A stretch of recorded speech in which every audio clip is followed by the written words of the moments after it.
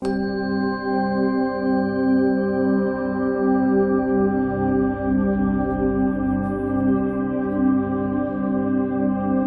el principio era el Logos, la gran explosión, el primordial Om.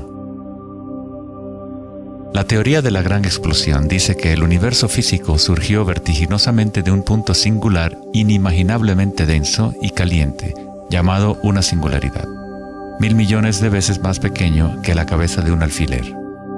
No dice el por qué ni el cómo. Cuanto más misterioso es algo, más asumimos que lo comprendemos.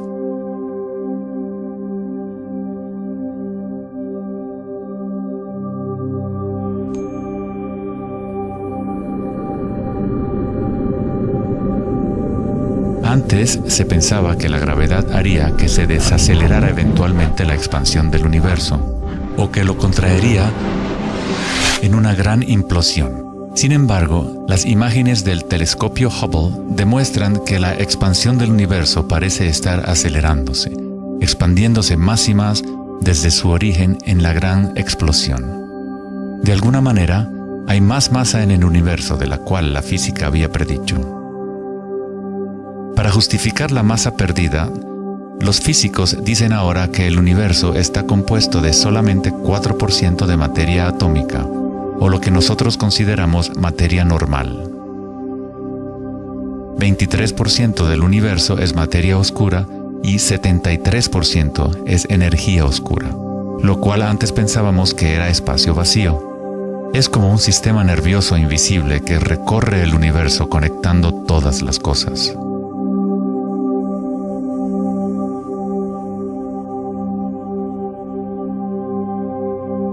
Los antiguos maestros védicos enseñaban Nada Brahma. El universo es vibración. El campo vibratorio es la raíz de toda experiencia espiritual e investigación científica verdaderas.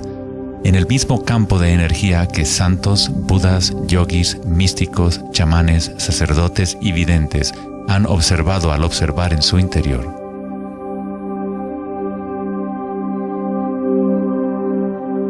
Se le ha denominado Akasha, el primordial Om, la red de joyas de Indra, la música de las esferas y miles de otros nombres a través de la historia.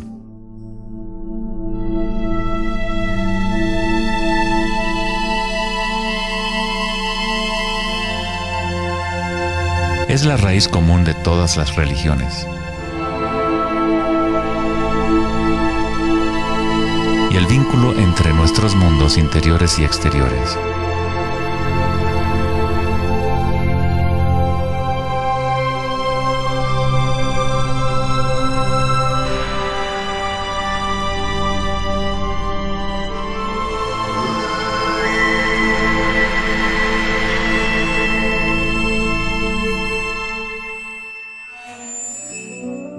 En el siglo III, el budismo Mahayana describió una cosmología no muy diferente a la física más avanzada de hoy en día. La red de joyas de Indra es una metáfora usada para describir una enseñanza védica mucho más antigua que ilustra la forma en que se teje la trama del universo. Indra, el rey de los dioses, dio a luz el sol y mueve los vientos y las aguas. Imagina una telaraña que se extiende en todas las dimensiones. Está formada por gotas de rocío y cada gota contiene el reflejo de todas las gotas de agua y en cada reflejo se advierte a la vez el reflejo de las gotas más minúsculas. Toda la telaraña continúa en esa misma representación hasta el infinito.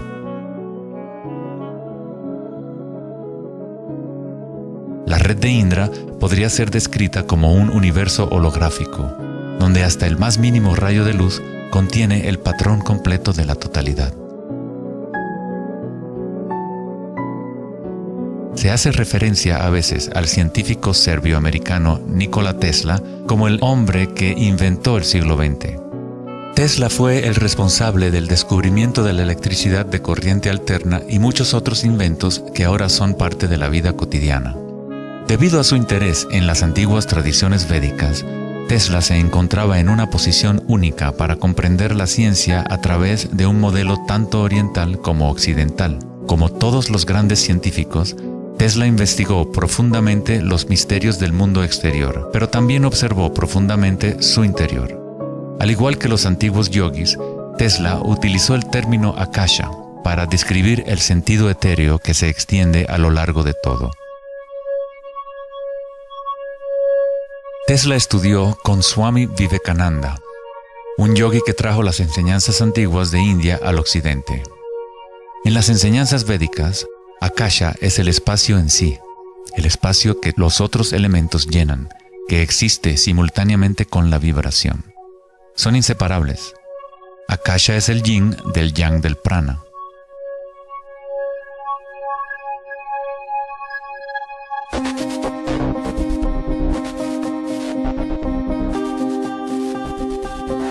Un concepto moderno que nos puede ayudar a conceptualizar a Akasha, o la sustancia primaria, es la idea de los fractales. No fue sino hasta la década de los 80 que los avances en las computadoras nos permitieron visualizar y reproducir en realidad matemática los patrones de la naturaleza. El término fractal fue acuñado en 1980 por el matemático Benoit Mandelbrot, que estudió ciertas ecuaciones matemáticas simples de cuando se repiten, producen una serie interminable de cambios en las formas matemáticas o geométricas dentro de un marco limitado. Son limitadas, pero al mismo tiempo infinitas. Un fractal es una forma geométrica aproximada que se puede dividir en partes, cada una de las cuales es aproximadamente del tamaño de una copia reducida del patrón completo, una propiedad llamada autosemejanza. Los fractales de Mandelbrot han sido llamados las huellas digitales de Dios.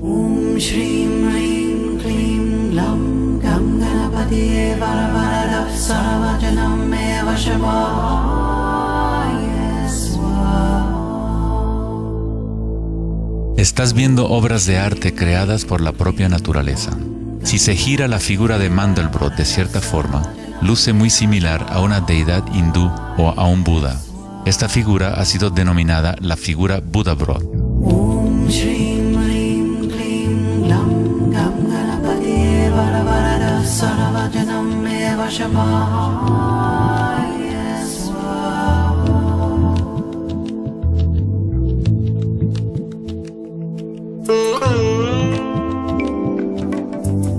Si nos fijamos en algunas formas de arte y arquitectura antigua, veremos que los humanos hemos asociado la belleza y lo sagrado con patrones fractales desde hace ya mucho tiempo.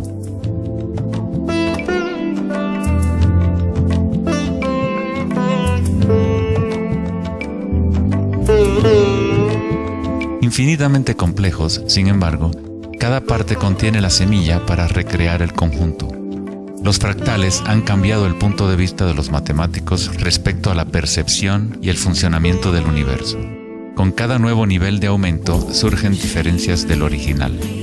El cambio y la transformación constante ocurren a medida que atravesamos el nivel de un detalle fractal a otro.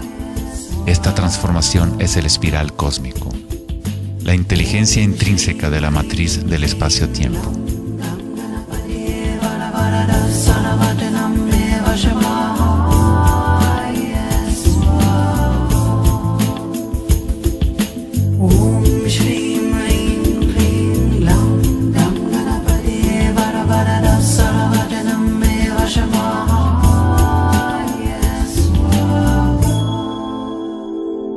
Los fractales son caóticos en su esencia, contienen ruido y orden.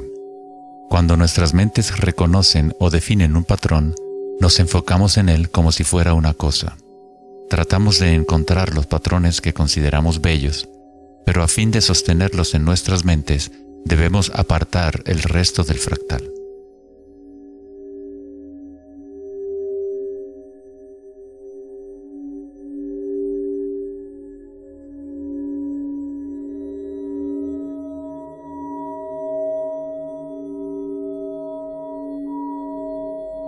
Comprender un fractal con los sentidos es limitar su movimiento. Toda la energía del universo es neutral, atemporal y carece de dimensiones. Nuestra propia creatividad y la capacidad de reconocimiento de patrones es la relación entre el microcosmos y el macrocosmos, el mundo eterno de las ondas y el sólido mundo de las cosas. La observación es un acto de creación a través de las limitaciones inherentes del pensamiento. Estamos creando la ilusión de solidez de las cosas al etiquetarlas y nombrarlas. El filósofo Kierkegaard dijo: si me nombras, me niegas. Al darme un nombre, una etiqueta, niegas las otras posibilidades que yo podría ser. Encasillas a la partícula en ser una cosa, al nombrarla, al concretarla, pero al mismo tiempo la estás creando, la defines para que exista. La creatividad es nuestra naturaleza más elevada.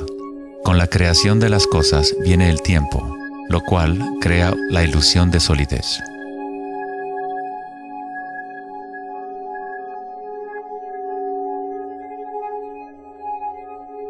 Einstein fue el primer científico en comprender que lo que nosotros consideramos espacio vacío no es la nada, posee propiedades y casi incalculables cantidades de energía son parte intrínseca de la naturaleza del espacio. El famoso físico Richard Feynman dijo en una ocasión: hay suficiente energía en un solo metro cúbico de espacio para hervir todos los océanos del mundo. Los meditadores avanzados saben que en el silencio se encuentra el mayor poder. Buda tenía otro término para la sustancia primaria. La llamaba kalapas. Las kalapas son como partículas u ondas minúsculas que están surgiendo y desapareciendo miles de millones de veces por segundo.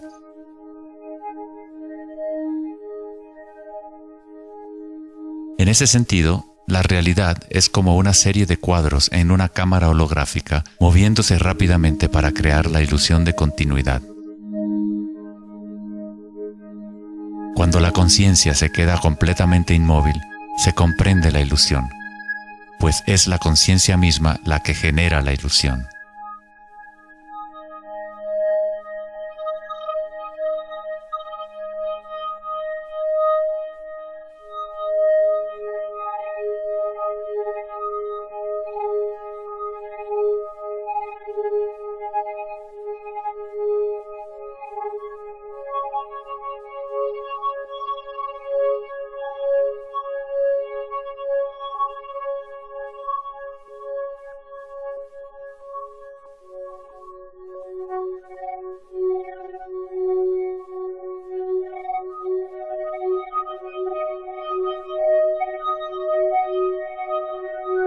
En las tradiciones antiguas orientales se sabía desde hace miles de años que todo es vibración.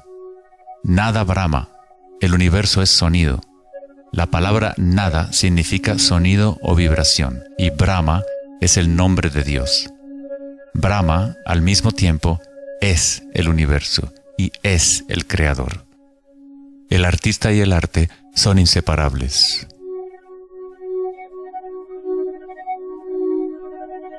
En los Upanishads, uno de los más antiguos registros de los seres humanos en la antigua India, se dice que Brahma, el creador, estaba sentado sobre una flor de loto, abrió los ojos y el mundo surgió. Brahma cierra sus ojos y un mundo entero cesa de existir. Algunos místicos, yogis y sabios han sostenido que hay un campo a nivel de la raíz de la conciencia, el campo akáshico o los registros akáshicos, donde toda la información, todas las experiencias pasadas, presentes y futuras existen ahora y siempre. Es este campo o matriz de la que surgen todas las cosas. Desde las partículas subatómicas, las galaxias, las estrellas, los planetas y toda la vida.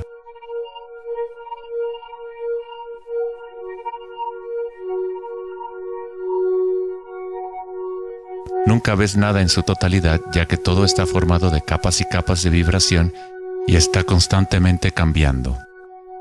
Intercambio de información con Akasha. Un árbol bebe del sol, del aire, de la lluvia y de la tierra.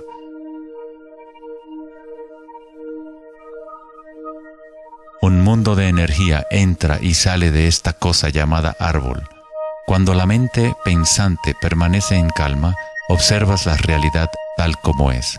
Todos los aspectos en conjunto, el árbol, el cielo y la tierra, la lluvia y las estrellas no están separadas. La vida y la muerte, el yo y el otro no están separados. Así como la montaña y el valle son inseparables. En las tradiciones indígenas de los Estados Unidos y en otras tradiciones indígenas, se dice que cada cosa tiene espíritu, lo cual es otra forma de decir, todo está conectado con la única fuente de vibración. Hay una conciencia, un campo, una fuerza que se mueve a través de todo. Este campo no está aconteciendo a tu alrededor, sino a través de ti y en calidad de tu esencia. Tú eres la U en la palabra universo. Eres los ojos con los cuales la creación se observa a sí misma. Cuando te despiertas de un sueño, te das cuenta que todo lo del sueño era parte de ti. Tú lo estabas creando. Es igual para lo que llamamos la vida real. Cada uno y cada cosa eres tú. La única conciencia mirando a través de cada ojo, bajo cada roca,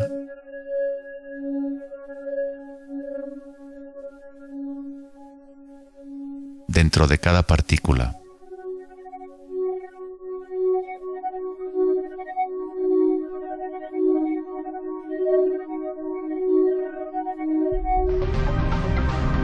Los investigadores internacionales del CERN, el Laboratorio Europeo de Física de Partículas, están buscando este campo que se extiende a lo largo de todas las cosas. Pero en lugar de mirar hacia adentro, miran al mundo físico externo. Científicos del laboratorio CERN en Ginebra, Suiza, anunciaron que habían encontrado el bosón de Higgs, o la partícula de Dios. Los experimentos del bosón de Higgs demostraron científicamente que un campo de energía invisible llena el vacío del espacio. El gran colisionador de hadrones del CERN consiste en un anillo de 17 millas de circunferencia en la que dos haces de partículas corren en direcciones opuestas, convergiendo y estrellándose casi a la velocidad de la luz. Los científicos observan lo que surge de las violentas colisiones. El modelo estándar no puede explicar cómo las partículas obtienen su masa. Todo parece estar compuesto de vibraciones, pero no hay ninguna cosa que esté siendo vibrada. Es como si hubiera un bailarín invisible, una sombra, danzando oculta en el valle del universo.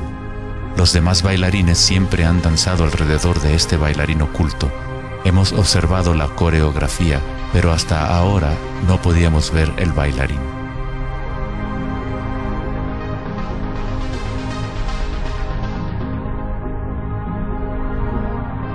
La denominada partícula de Dios, las propiedades de la materia básica del universo, el núcleo de toda la materia que constituiría la masa y la energía inexplicable que acciona la expansión del universo.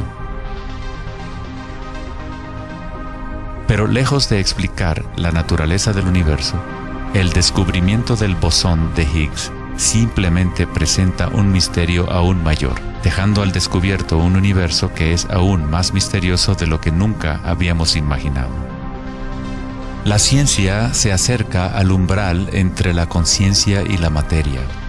El ojo con el cual observamos el campo primordial y el ojo con el cual el campo nos observa son uno y el mismo.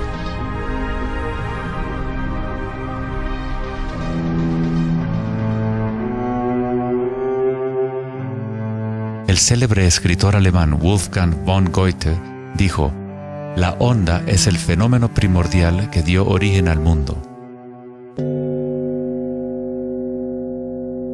La cimática es el estudio del sonido visible. La palabra cimática proviene de la raíz griega kuma, que significa onda o vibración.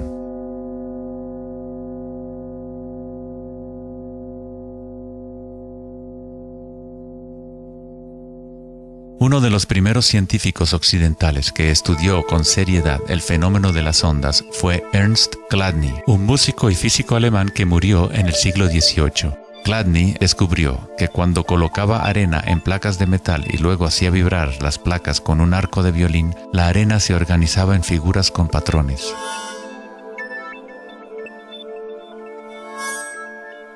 Diferentes formas geométricas aparecían dependiendo de la vibración producida. Chladni registró un catálogo completo de estas formas que se conocen como las figuras de Chladni. Muchos de estos patrones se pueden encontrar en todo el mundo de la naturaleza. Es el caso de las marcas distintivas de la tortuga o los patrones de manchas del leopardo.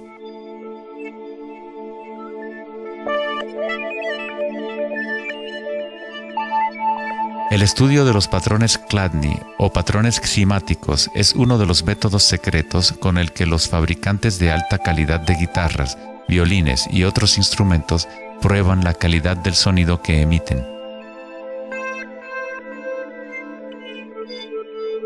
Hans Jenny expandió el trabajo de Chladni en los años 60 usando varios líquidos y amplificación electrónica para generar frecuencias de sonido, y así acuñó el término cimática.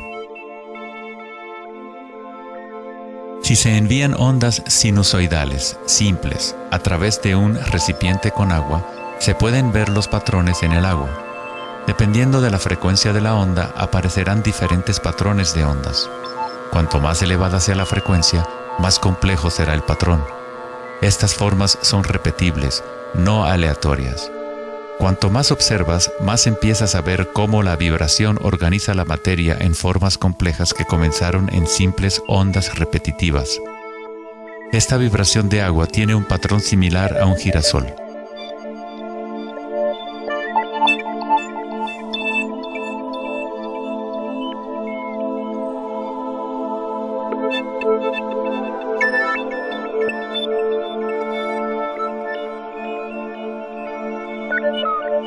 Tan solo cambiando la frecuencia de sonido se obtiene un patrón diferente.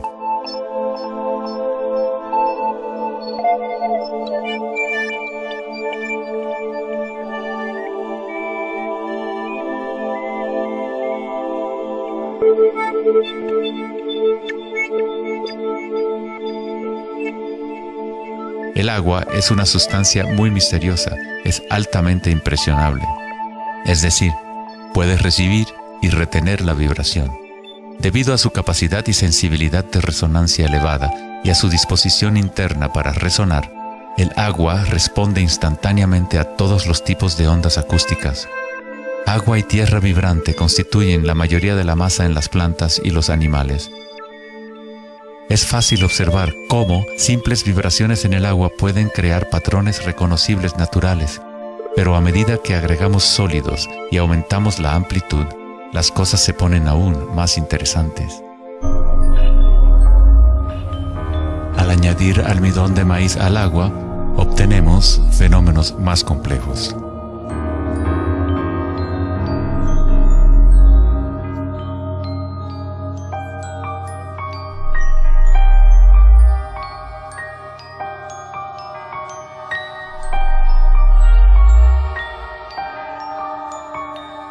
Tal vez, los principios de la vida en sí se pueden observar conforme las vibraciones mueven la burbuja de almidón de maíz en lo que parece ser un organismo en movimiento.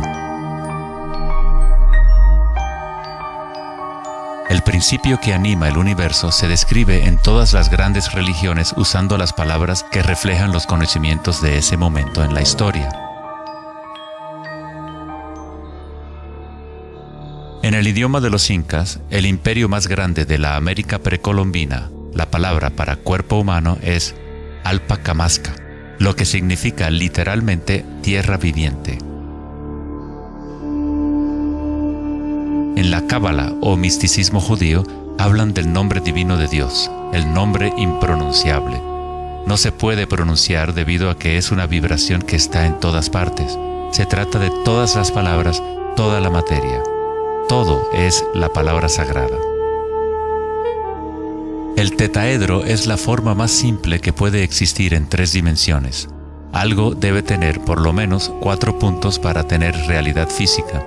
La estructura del triángulo es el único patrón de la naturaleza que se autoequilibra. En el Antiguo Testamento, la palabra tetragrámaton se utilizaba a menudo para representar una cierta manifestación de Dios.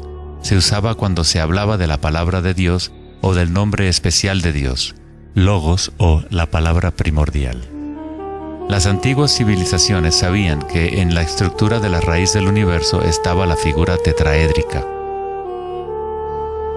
De esta forma, la naturaleza exhibe un impulso fundamental hacia el equilibrio, Shiva, pero a la vez exhibe un impulso fundamental hacia el cambio, Shakti.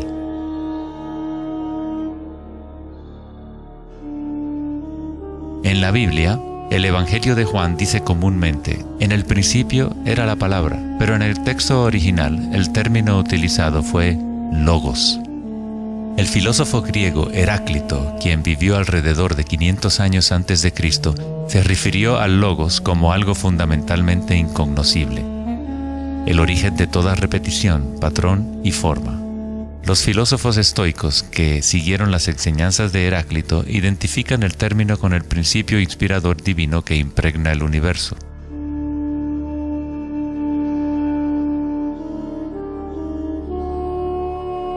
En el sufismo, el logos está en todas partes y en todas las cosas. Es aquello de lo cual lo inmanifiesto se manifiesta.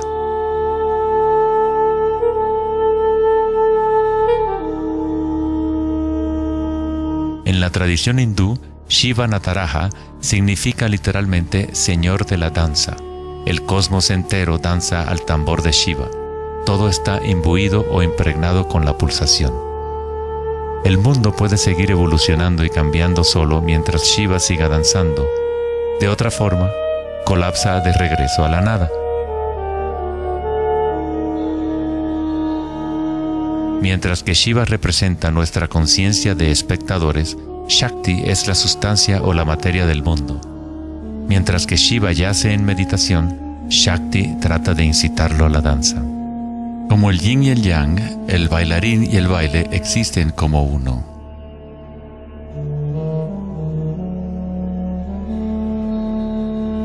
Logos también significa verdad inocultable. Aquel que conoce el logos, conoce la verdad. Existen muchas capas de encubrimiento en el mundo humano como consecuencia de los múltiples giros de Akasha hasta convertirse en estructuras complejas que ocultan la fuente de sí misma. Como un juego divino de las escondidas, nos hemos ocultado desde hace miles de años y eventualmente nos hemos olvidado por completo del juego. De alguna forma, nos olvidamos que había algo que encontrar.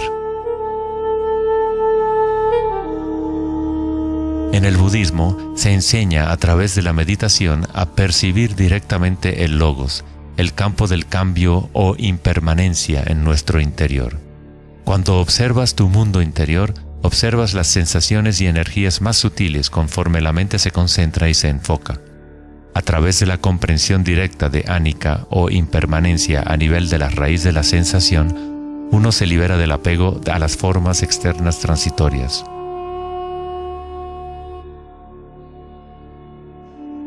Una vez que tomamos conciencia de que hay un campo vibratorio que es la raíz común de todas las religiones, ¿cómo podemos decir mi religión? O este es mi Om primordial, mi campo cuántico.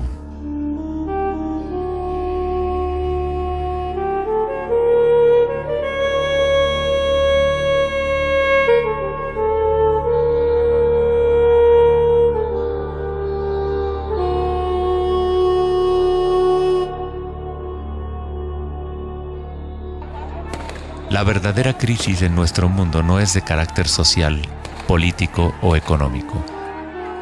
Nuestra crisis es una crisis de conciencia, la incapacidad de experimentar directamente nuestra verdadera naturaleza. La incapacidad de reconocer esto en todo el mundo y en todas las cosas.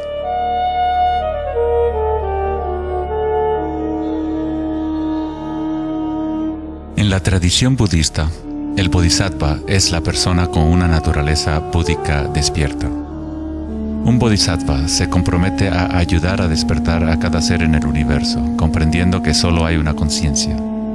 Para despertar el verdadero ser, uno debe despertar a todos los seres.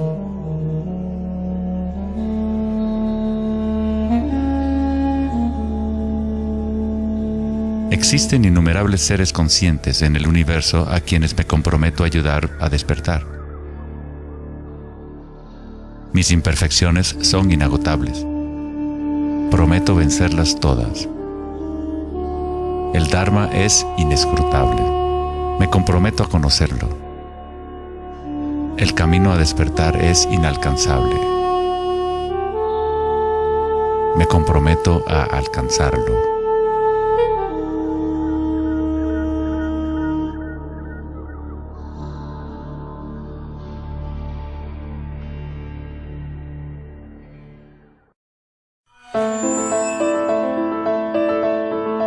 El filósofo Platón, partidario de Pitágoras, insinuaba enigmáticamente que había una llave de oro que unificaba todos los misterios del universo. Esta es la llave de oro a la que regresaremos una y otra vez a lo largo de nuestra exploración. La llave de oro es la inteligencia del Logos, la fuente del Om primordial. Se podría decir que es la mente de Dios. Con nuestros limitados sentidos, estamos observando solo la manifestación externa de la mecánica oculta de la autosemejanza. La fuente de esta simetría divina es el misterio más grande de nuestra existencia. Muchos de los pensadores monumentales de la historia, como Pitágoras, Kepler, Leonardo da Vinci, Tesla y Einstein, han llegado al umbral del misterio. Einstein dijo: "Lo más bello que podemos experimentar es lo misterioso. Es la fuente de cualquier arte y ciencia verdadera. Aquel que no conoce esta emoción, que no hace pausa para maravillarse y quedarse absorto en admiración, es como si estuviera muerto. Sus ojos están cerrados". Estamos en la posición de un niño pequeño entrando a una gran biblioteca llena de libros en muchos idiomas diferentes. El niño sabe que alguien debe haber escrito esos libros. No sabe cómo. No entiende los idiomas en que están escritos. El niño sospecha ligeramente que hay un orden misterioso en la disposición de los libros, pero no sabe cuál es. A mí me parece que esa es la actitud, inclusive del ser humano más inteligente, hacia Dios. Vemos un universo maravillosamente ordenado que obedece ciertas leyes. Nuestras mentes limitadas no pueden comprender la misteriosa fuerza que mueve las constelaciones. Todo científico que observa detenidamente el universo y todo místico que observa profundamente su interior, se encuentra tarde o temprano, cara a cara, con la misma cosa: la espiral primordial.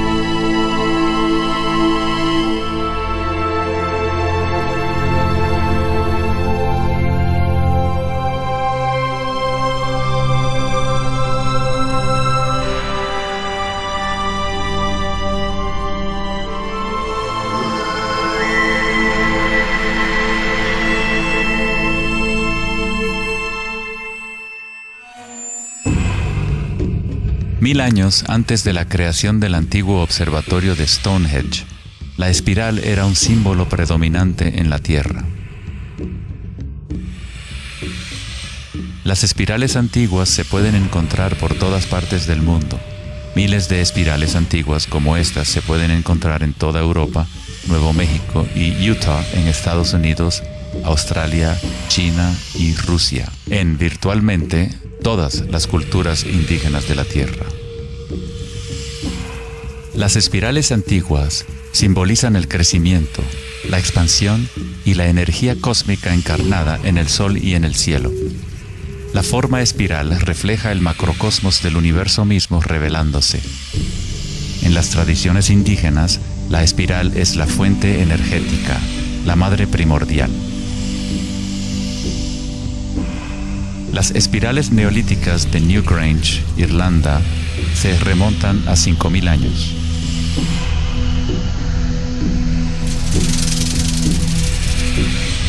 Tienen 500 años más que la Gran Pirámide de Giza y son igual de enigmáticas ante los observadores modernos. Las espirales se remontan a una época en la historia en donde los humanos estaban más conectados con la Tierra, con los ciclos y las espirales de la naturaleza. Una época en que los seres humanos se identificaban menos con los pensamientos.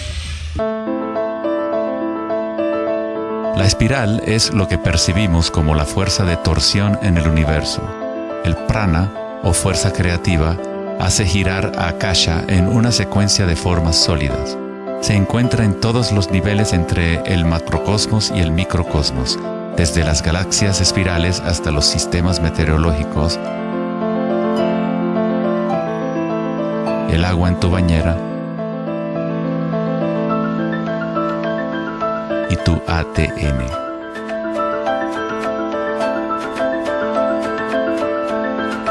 En la experiencia directa de tu propia energía, la espiral primordial no es una idea, sino más bien lo que hace posible toda condición e idea.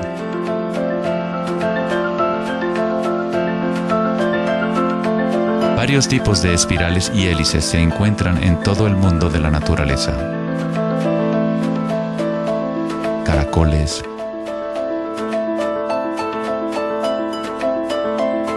corales marinos,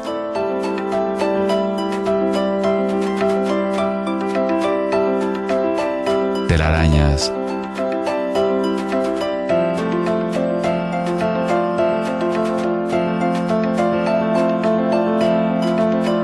fósiles.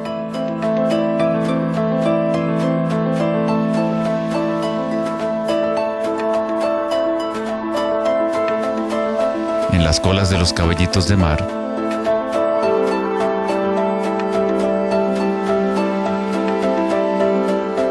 y en las conchas. Muchas espirales en la naturaleza se pueden observar como espirales logarítmicas o espirales en crecimiento. A medida que avanzas desde el centro de la espiral, las secciones son exponencialmente más grandes.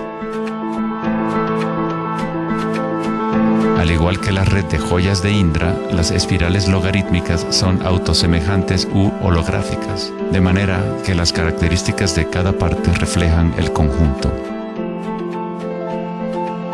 Hace 2400 años, en la antigua Grecia, Platón consideraba la proporción geométrica continua como el vínculo cósmico más profundo.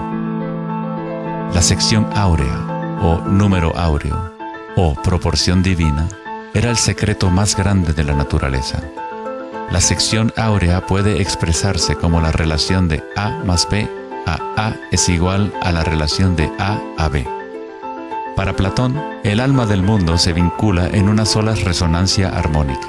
El mismo patrón pentagonal que existe en una estrella de mar o en una rebanada de quimbombo se puede observar en la trayectoria del planeta Venus trazada en el cielo nocturno durante un periodo de 8 años.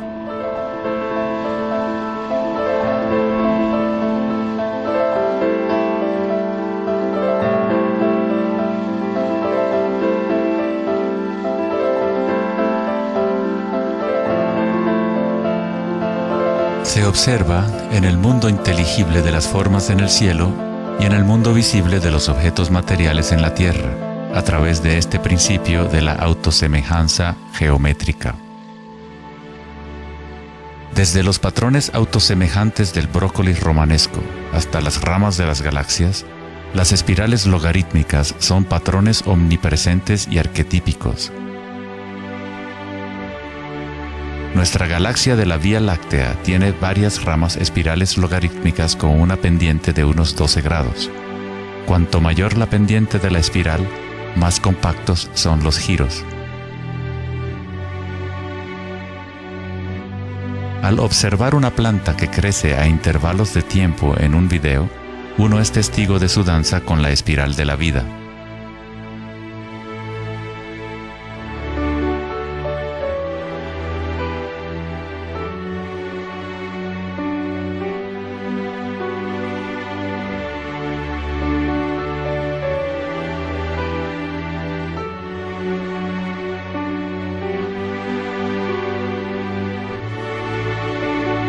Una espiral dorada es una espiral logarítmica que crece hacia afuera, siguiendo el factor de la sección áurea. La sección áurea es una relación matemática especial que aparece una y otra vez en la naturaleza. El patrón que se observa a continuación se denomina la serie de Fibonacci o la secuencia de Fibonacci. La serie de Fibonacci se desarrolla de tal manera que cada número es la suma de los dos números anteriores. El matemático y astrónomo alemán Kepler descubrió que patrones autosemejantes de espirales son observables de la manera en la cual las hojas están dispuestas en los tallos de las plantas, o en el orden de los pétalos y los capullos de las flores. Leonardo da Vinci observó que el espacio en las hojas tenía a menudo forma de patrones espirales. Estos patrones se llaman filotaxis o patrones de disposición de las hojas.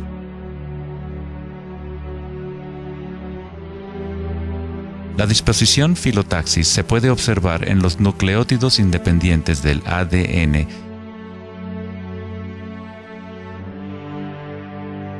y en todo, desde los árboles genealógicos de conejos reproductores hasta en las piñas del pino, de los cactus a los copos de nieve, y en organismos simples como las diatomeas. Las diatomeas son uno de los tipos más comunes de fitoplancton, organismos unicelulares que sirven de alimento a numerosas especies en la cadena alimenticia.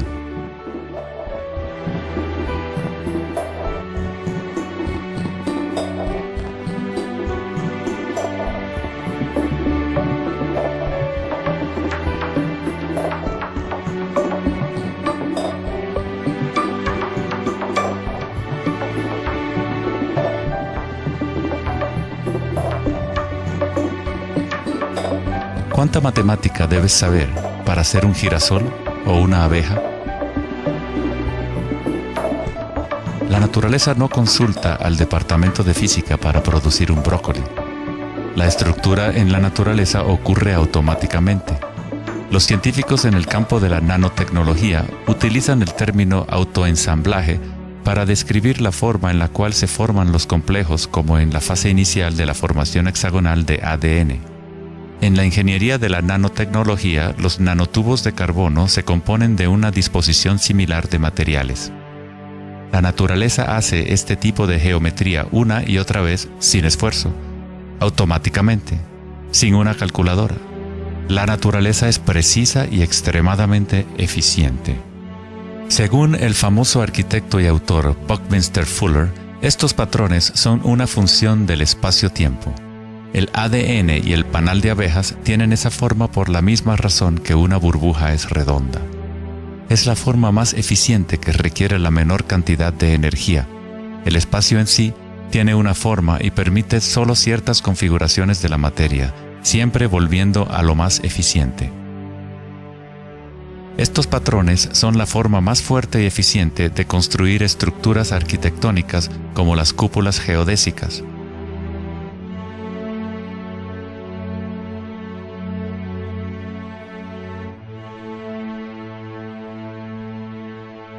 Los patrones de espirales logarítmicas permiten la exposición máxima de las plantas a los insectos para la polinización. La máxima exposición a la luz solar y la lluvia que les permite llevar el agua de manera eficiente y en espiral hacia sus raíces. Las aves rapaces utilizan el patrón de espiral logarítmica para acechar a su próxima presa. Volar en espiral es la forma más eficiente de cazar.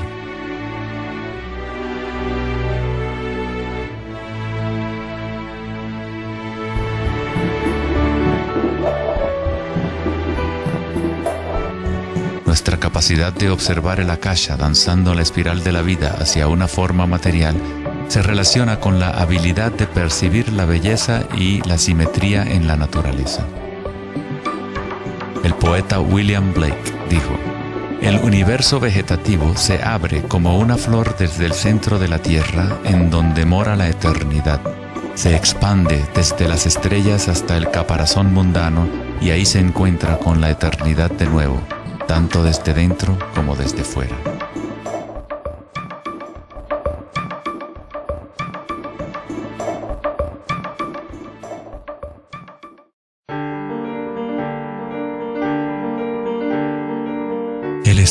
los patrones en la naturaleza no es algo familiar en el mundo occidental, pero en la antigua China, esta ciencia es conocida como Li. El Li refleja el orden dinámico y el patrón en la naturaleza. Pero no es considerado algo estático, congelado o inmutable como un mosaico. Es un patrón dinámico que se materializa en todos los seres vivos.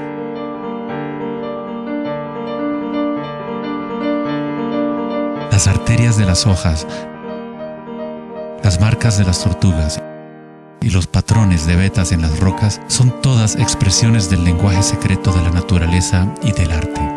El laberinto es uno de los muchos patrones de Li. Se encuentran en las estructuras de los corales, en hongos como el morel,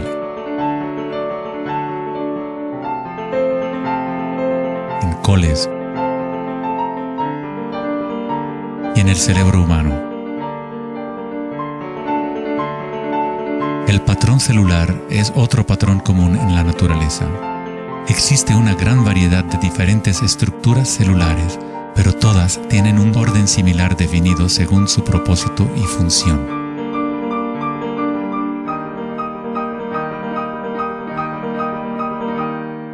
Es fácil quedarse fascinado ante el juego constante de formas, pero lo más interesante es que ciertas formas arquetípicas parecen estar entretejidas en la trama de la naturaleza. El patrón de ramificación es otro patrón Li, o modelo arquetípico observable en todos los niveles y en todas las escalas fractales.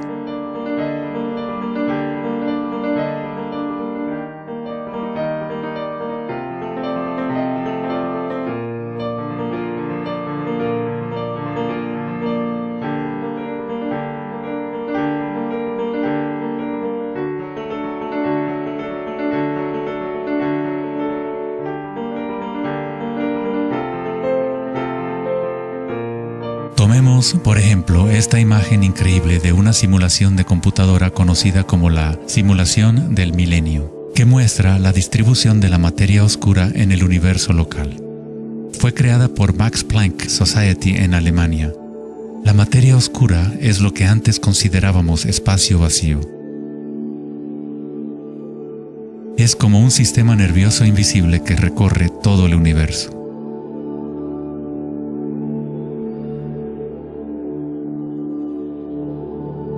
El universo es literalmente como un cerebro gigante. Está constantemente utilizando un tipo de energía oscura u oculta que solo hasta ahora la ciencia empieza a entender.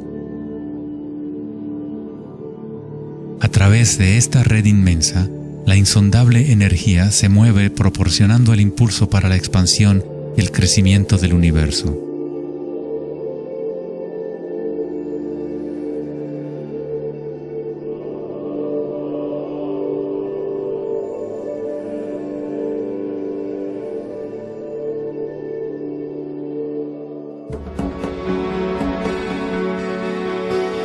La naturaleza crea patrones de ramificación automáticamente cuando creamos las condiciones adecuadas.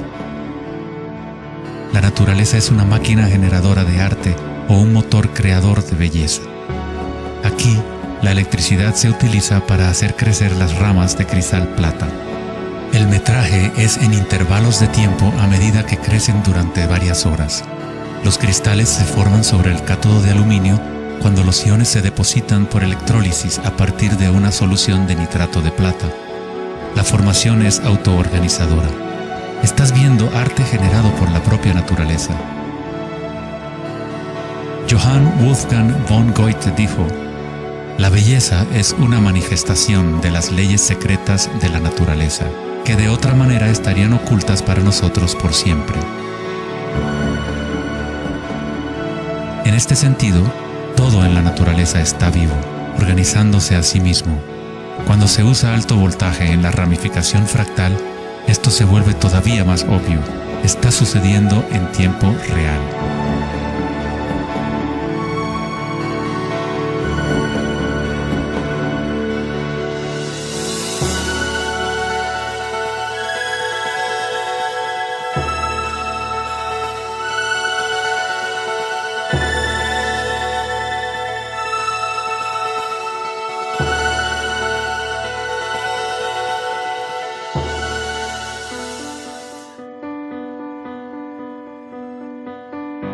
En el cuerpo humano se encuentran patrones y estructuras ramificadas por todas partes. Son, por supuesto, el sistema nervioso de la medicina occidental. Pero en la medicina china, ayurvédica y tibetana, los meridianos de energía son un componente esencial para entender cómo funciona el cuerpo. Los nadis o meridianos de energía forman estructuras ramificadas. Una autopsia no revelará los chakras o nadis, pero eso no quiere decir que no existen. Es necesario refinar las herramientas que usamos para poder observar. En primer lugar, debes aprender a acallar tu mente. Solo entonces podrás ver estas cosas primero en tu interior. En la teoría eléctrica, cuanta menos resistencia haya en un cable, más fácilmente puede transportar energía. Al cultivar la ecuanimidad a través de la meditación, se crea un estado de no resistencia en tu cuerpo. Prana o chi, o energía interna, es simplemente tu vitalidad interior. Lo que sientes cuando tomas conciencia desde el interior del cuerpo. Los hilos sutiles de tu cuerpo que transportan el prana, los nadis, logran mover más y más energía pránica a través de los chakras. El cableado se hace más fuerte a medida que lo usas, pues permites que la energía fluya. Donde quiera que haya conciencia, el chi o energía comenzará a fluir y prosperarán las conexiones físicas. En el sistema nervioso y el cerebro, los patrones físicos de cableado se establecen por repetición. Si prestas atención continuamente a lo que está en tu interior y reduces la resistencia a las sensaciones que están experimentando, incrementas tu capacidad energética.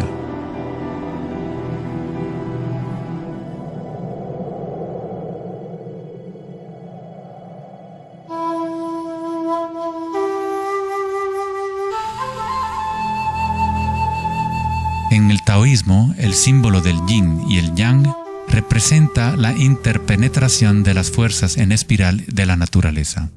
El yin y el yang no son dos y no es uno. El antiguo concepto del ara está representado por un yin y yang o remolino en espiral. Es el centro de energía localizado en el abdomen, debajo del ombligo. Ara significa literalmente mar u océano de energía. En China, el ara es llamado el Dantien inferior.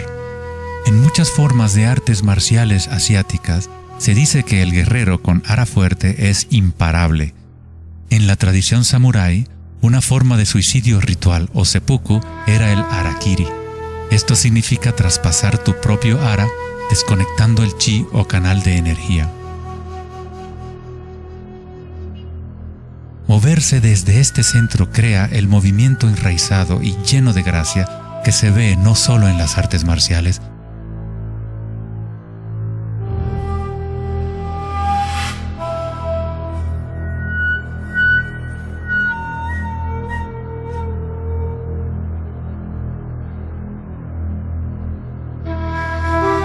sino en grandes golfistas.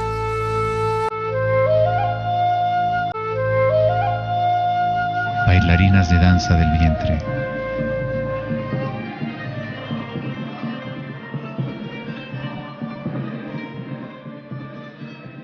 Y derviches giradores sufíes.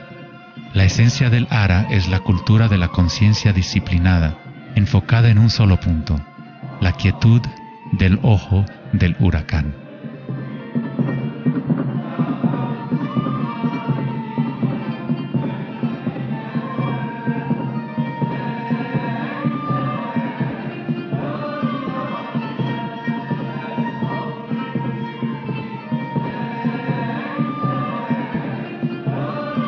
Es el instinto de nuestras entrañas con relación a nuestra propia fuente de energía.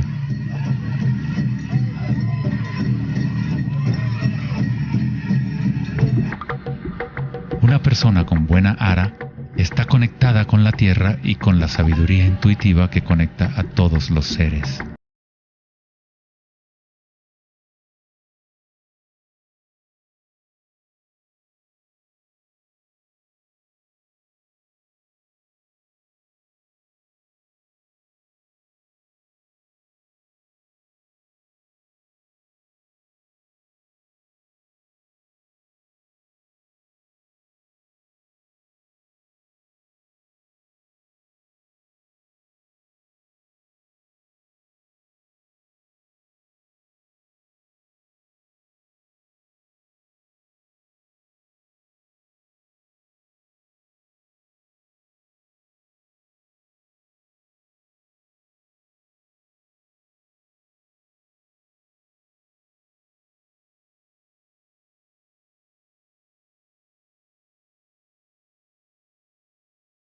nervioso entérico, a veces llamado cerebro intestinal, es capaz de mantener una matriz compleja de conexiones similares a las del cerebro en la cabeza, con sus propias neuronas y neurotransmisores. Puede actuar de forma autónoma, es decir, con su propia inteligencia. Se podría decir que el cerebro intestinal es una versión fractal del cerebro de la cabeza, o tal vez el cerebro de la cabeza es una versión fractal del cerebro intestinal. Un oso sano tiene un ara fuerte. Cuando un oso sabe dónde hurgar para encontrar hierbas, sigue el movimiento del chi a través de sus sentidos, centrando en el ara o vientre. Esta es la conexión del oso con la cabaña de los sueños, el lugar en las tradiciones indígenas de donde proviene todo el conocimiento y regresa hacia la espiral de la vida. Pero, ¿cómo conocían los antiguos pueblos la espiral, si la ciencia moderna está apenas empezando ahora a reconocer su importancia? Pregúntale a las abejas. Ellas no se han olvidado de amar. Las abejas tienen una conexión especial con la fuente como parte de un sistema simbiótico que ayuda a la belleza y a la diversidad a florecer. Son un puente entre el macrocosmos y el microcosmos. Hay un corazón que nos conecta a todos, como una mente colectiva, por llamarla así. Al igual que un cerebro abierto, la colmena envía sus sueños al mundo para manifestarse.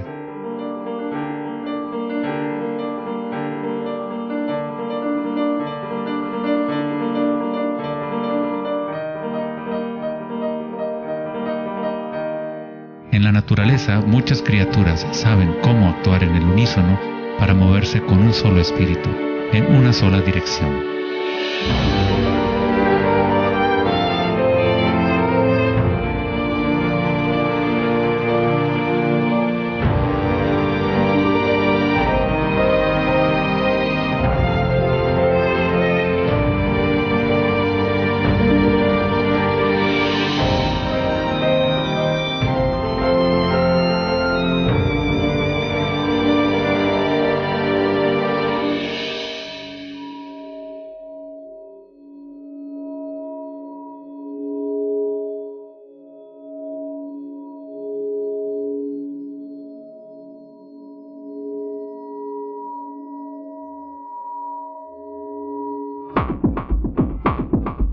Pero no todos se benefician de las otras especies a su alrededor.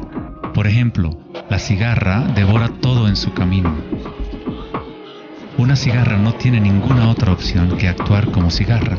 Nunca va a producir miel ni a polinizar plantas como una abeja. El comportamiento de una cigarra es rígido, pero un ser humano es único en el sentido de que podemos actuar como una abeja o como una cigarra. Tenemos la libertad de cambiar y manipular los patrones de la forma en que interactuamos con el mundo. Podemos existir en simbiosis o como parásitos.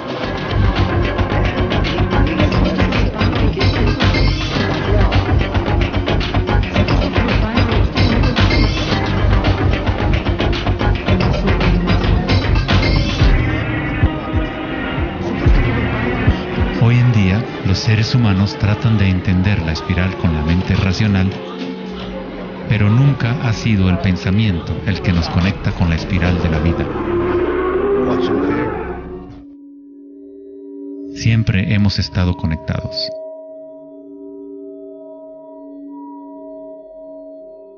El pensamiento ha sido lo que nos ha mantenido en la ilusión de la separación dentro de nuestras propias identidades.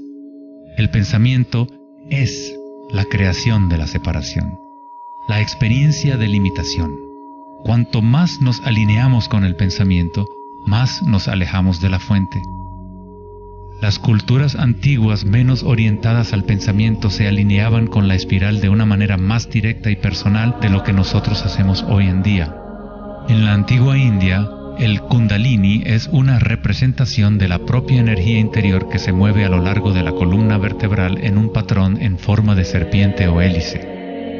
En las antiguas tradiciones yogis de la India, los mundos interiores de las personas de la época se comparaban con las culturas que se centraban en el ara, Equilibrar el poder de la espiral con la quietud propia de la observación de tu conciencia es alinearte con tu pleno potencial evolutivo, para florecer como el ser original y multifacético que fuiste concebido.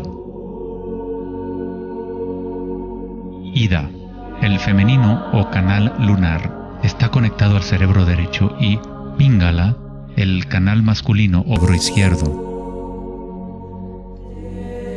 Cuando estos dos canales están en equilibrio, la energía fluye hasta un tercer canal, Sushumna, en el centro de la columna vertebral, energizando los chakras y desbloqueando nuestro pleno potencial evolutivo. La palabra chakra es una antigua palabra sánscrita que significa rueda de energía. El Kundalini es nada menos que la espiral primordial que, como una danza, hace emerger tu vida humana a la existencia. Es un orden diferente de energía al que normalmente conocemos, como un puente de materia bruta para las energías más sutiles. Tú eres ese puente. El Kundalini no es una energía que pueda ser forzada a través de la voluntad, el esfuerzo ni la fricción. Es similar a cultivar una flor. Todo lo que podemos hacer como buenos jardineros es preparar la tierra y las condiciones adecuadas y luego dejar que la naturaleza siga su curso. Si obligas a una flor a florecer prematuramente, la destruyes. La flor crece con su propia inteligencia, con su propia guía de organización. La mentalidad egoica que se obsesiona con el mundo exterior es lo que te impide experimentar tu verdadera naturaleza vibratoria. Cuando la conciencia se vuelca hacia el interior, se asemeja a los rayos del sol y comienza a florecer el loto interior. Conforme el Kundalini despierta en nuestro interior, comenzamos a notar el distintivo de la espiral en todas las cosas. En todos los patrones internos y externos, esta espiral es el vínculo entre nuestros mundos interiores y exteriores.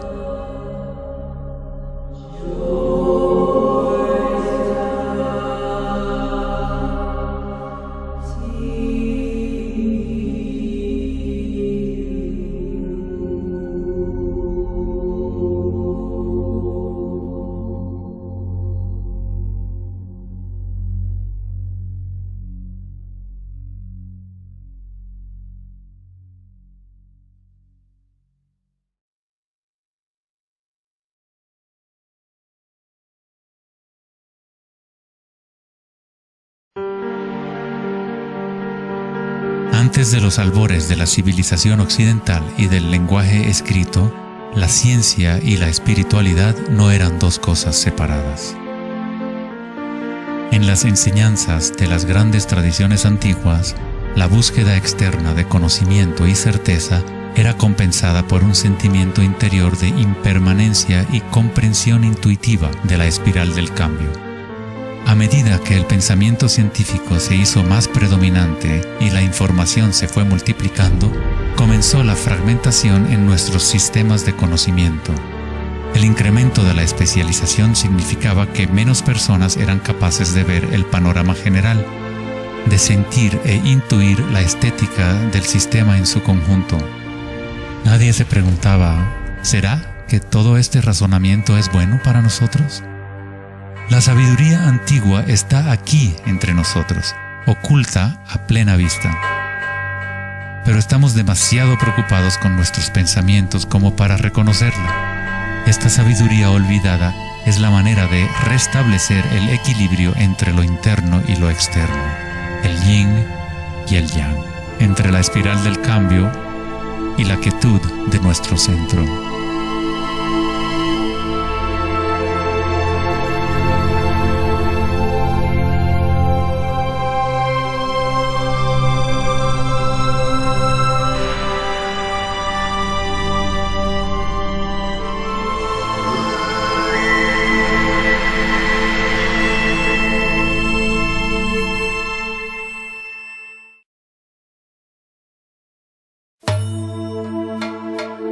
En la leyenda griega, Asclepio era hijo de Apolo y dios de la medicina. Su sabiduría y habilidades para la curación eran insuperables, y se decía que había descubierto el secreto mismo de la vida y la muerte. En la antigua Grecia, los templos de curación asclepianos reconocían el poder de la espiral primordial. Esto está simbolizado por la vara de Asclepios. Se dice que Hipócrates, el padre de la medicina, cuyo juramento todavía constituye el código moral de la profesión médica, se entrenó en un templo asclepiano. Hasta el día de hoy, este símbolo de nuestra energía evolutiva se mantiene como el logotipo de la Asociación Médica Americana y otras organizaciones médicas en todo el mundo. En la iconografía egipcia, la serpiente y el pájaro representan la dualidad o polaridad de la naturaleza humana.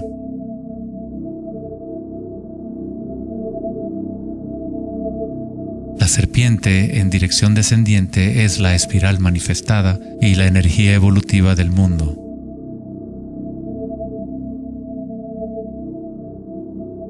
El pájaro es la dirección ascendiente, la corriente dirigida hacia el sol o la concientización unívoca del despertar, el vacío de Akasha.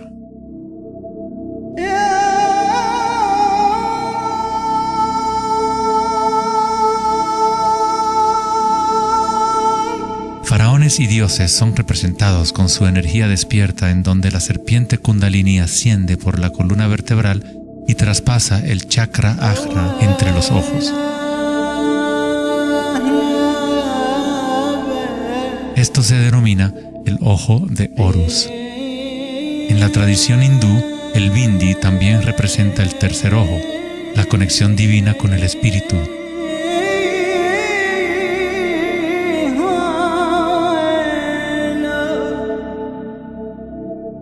La máscara de Tutankamón es un ejemplo clásico que muestra temas de serpientes y aves.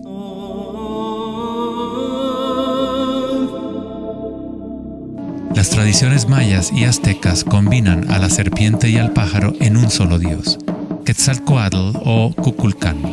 El dios de la serpiente alada representa la conciencia evolutiva despierta o el Kundalini despierto. La persona que despierta a Quetzalcóatl en su interior es una manifestación viviente de lo divino. Se dice que Quetzalcóatl o la energía de la serpiente regresará al final de los tiempos.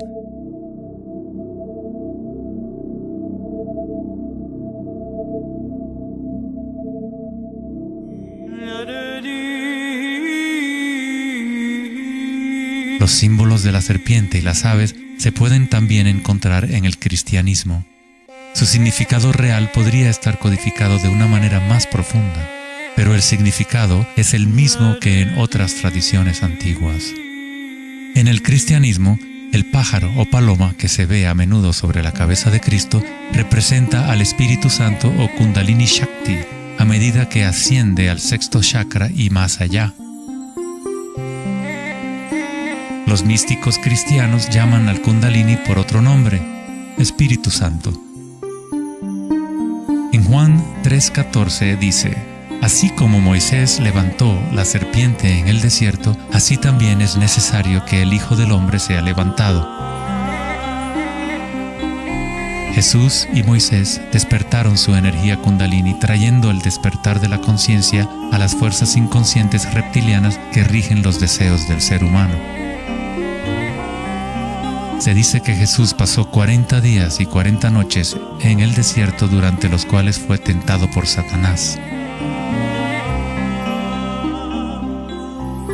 De igual forma, Buda fue tentado por Mara cuando estaba sentado en busca de la iluminación bajo el árbol Bodhi o árbol de la sabiduría. Tanto Cristo como Buda tuvieron que alejarse de la tentación de los placeres sensoriales y mundanos.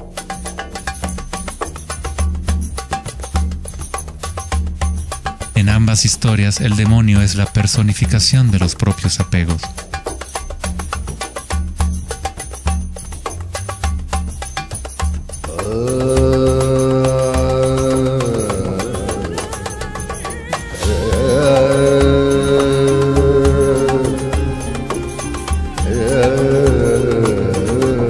Si leemos estudiamos la historia de Adán y Eva a través de la luz de las tradiciones védicas y egipcias, descubrimos que la serpiente que vigila el árbol de la vida es el Kundalini.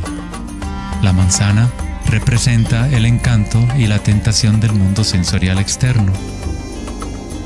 Distrayéndonos del conocimiento del mundo interior, del árbol del conocimiento interior,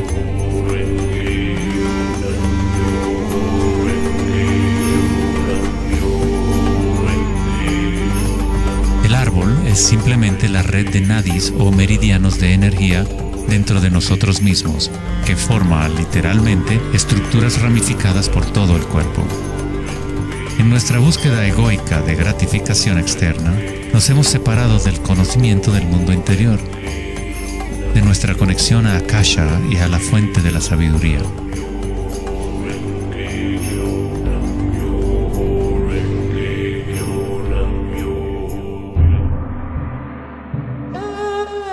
Muchos de los mitos históricos del mundo sobre dragones pueden interpretarse como metáforas de las energías internas de las culturas de las cuales forman parte.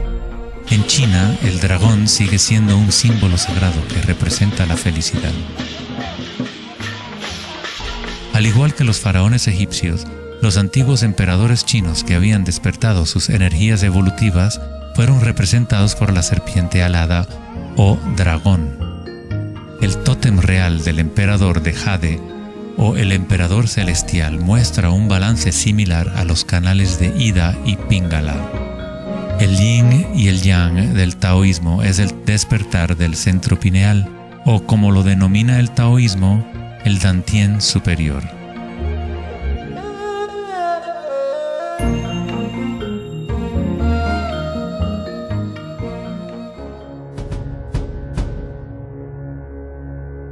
La naturaleza está llena de distintas formas de detectar y asimilar la luz. Por ejemplo, un erizo de mar puede, en verdad, ver con su cuerpo espinado que actúa como un gran ojo. Los erizos detectan la luz que ilumina sus espinas y comparan la intensidad de los rayos para tener una idea de lo que está en su entorno.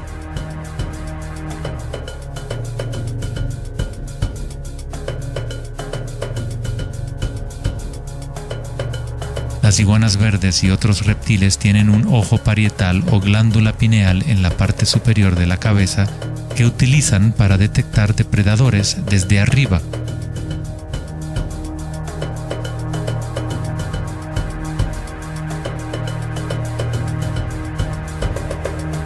La glándula pineal humana es una pequeña glándula endocrina que ayuda a regular los patrones del sueño y vigilia.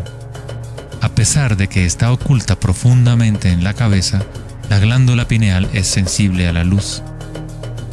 El filósofo Descartes reconoció que el área de la glándula pineal o tercer ojo era la interfase entre la conciencia y la materia.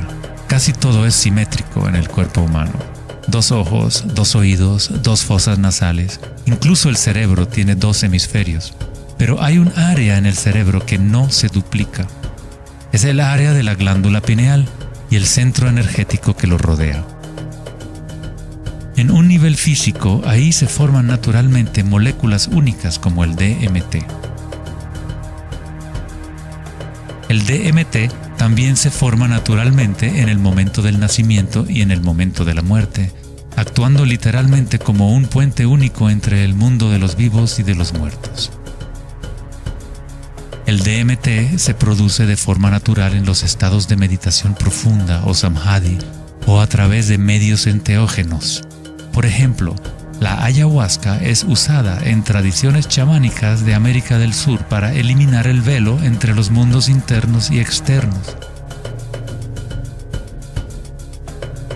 La palabra pineal en sí tiene la misma raíz que la piña del pino, pues la glándula pineal representa un patrón espiral de filotaxis similar.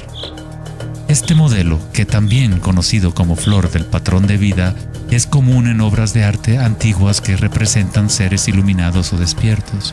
Cuando la imagen de la piña del pino se observa en formas de artes sacras, representa el despertar del tercer ojo, la conciencia unívoca que dirige el flujo de energía evolutiva. La piña del pino representa el florecimiento de los chakras superiores que se activan mientras Sushumna se eleva hasta el chakra Ajna y más allá. En la mitología griega, los seguidores de Dionisio llevaban una panícula o báculo gigante, envuelto en hojas enredadera en espiral y una piña de pino en el extremo superior. Una vez más, representa la energía de Dionisio o Kundalini Shakti, mientras asciende por la columna vertebral al cuerpo pineal del sexto chakra.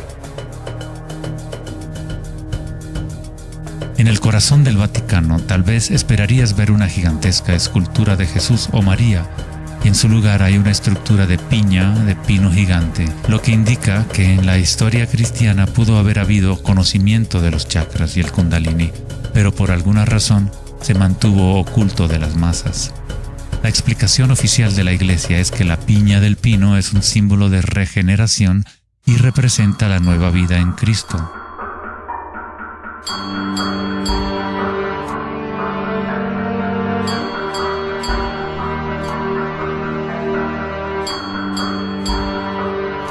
El filósofo y místico del siglo XIII, Meister Eckhart, dijo: "El ojo con el que veo a Dios y el ojo con el que Dios me ve es el mismo". En la Biblia del Rey Jacobo, Jesús dijo: "La luz del cuerpo es el ojo, y si por lo tanto tienes un solo ojo, tu cuerpo entero se llenará de luz".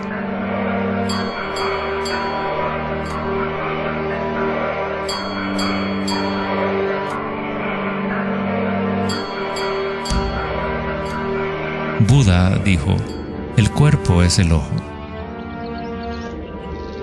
En estado de Samadhi, uno es a la vez el observador y el observado. Somos el universo consciente de sí mismo.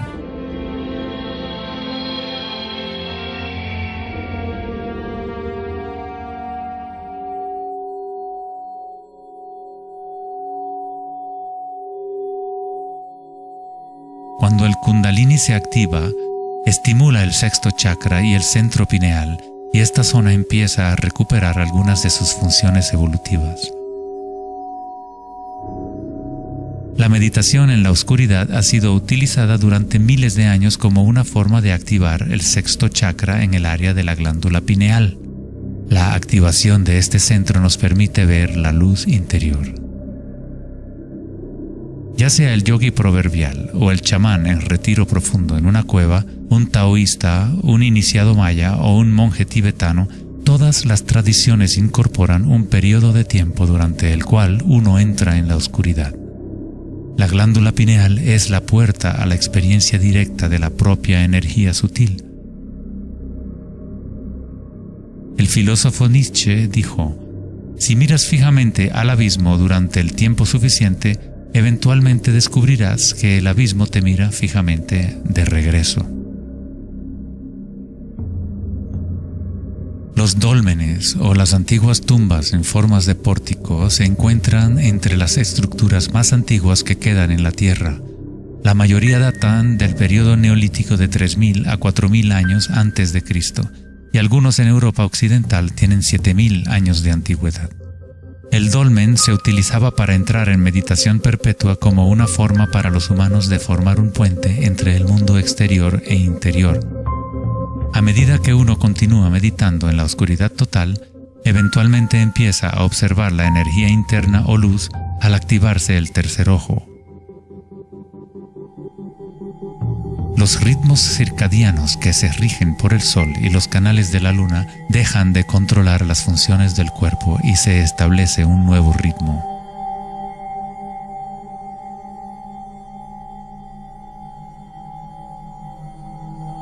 El séptimo chakra ha sido representado por el símbolo Om desde hace miles de años, un símbolo construido por signos sánscritos que representan los elementos. Cuando el Kundalini se eleva más allá del sexto chakra, se empieza a crear un halo de energía. Los halos aparecen constantemente en las pinturas religiosas de diferentes tradiciones en todas partes del mundo.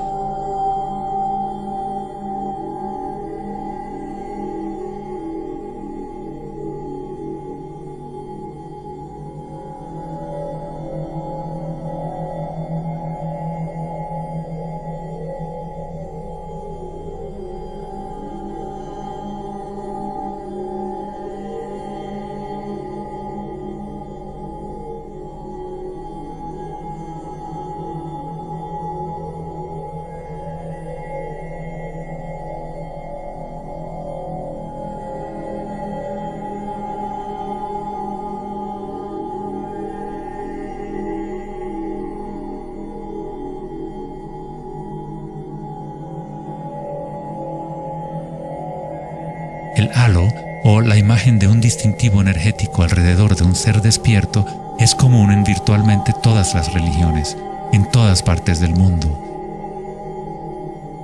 El proceso evolutivo de despertar los chakras no es propiedad de un grupo o de una religión, es el derecho inalienable de todo ser humano en el planeta.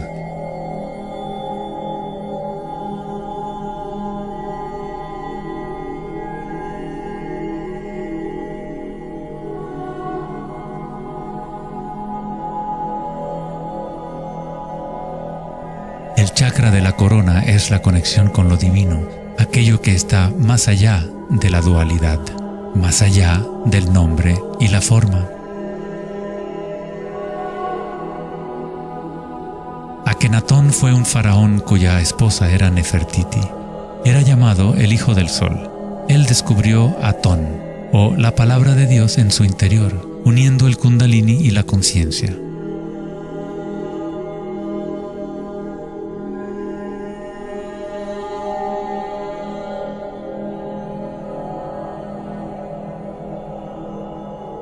En la iconografía egipcia, una vez más, la conciencia despierta está representada por el disco solar que vemos sobre las cabezas de dioses o seres despiertos.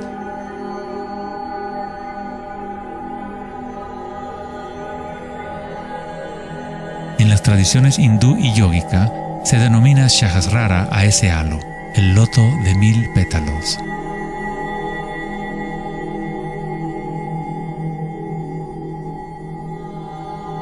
El Buda está asociado con el símbolo de la flor de loto. El patrón de filotaxis es el mismo modelo que se puede encontrar en una flor de loto. Es la flor del patrón de la vida, la semilla de la vida. Es el patrón fundamental en el cual todas las formas encajan. Es la forma absoluta del espacio mismo o una cualidad inherente a Akasha.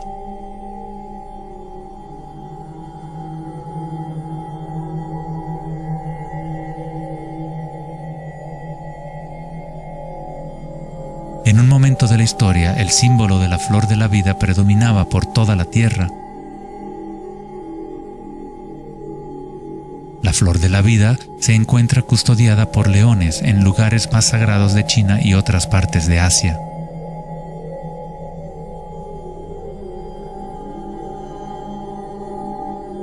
Los 64 hexagramas del I Ching a menudo rodean el símbolo yin-yang, que es otra forma de representación de la flor de la vida.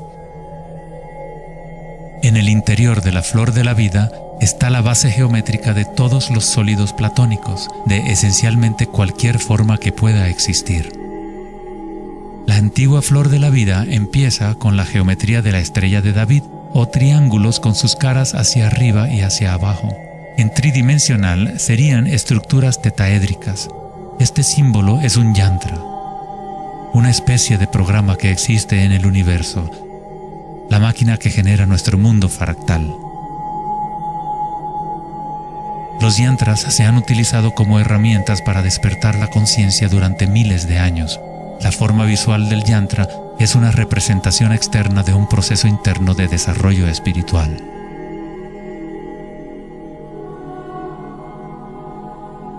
Es la música oculta del universo hecha visible, compuesto por la intersección de formas geométricas y patrones de interferencia.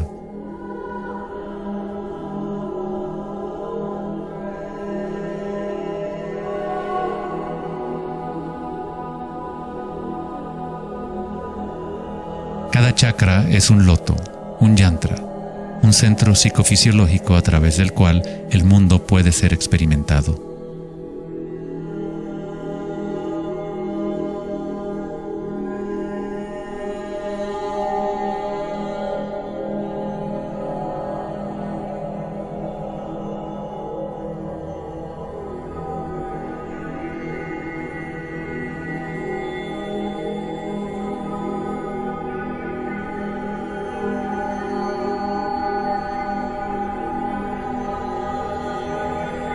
Un yantra tradicional, tal como se puede encontrar en la tradición tibetana, posee valiosas capas de significado, a veces incorporando una cosmología y visión del mundo por completo.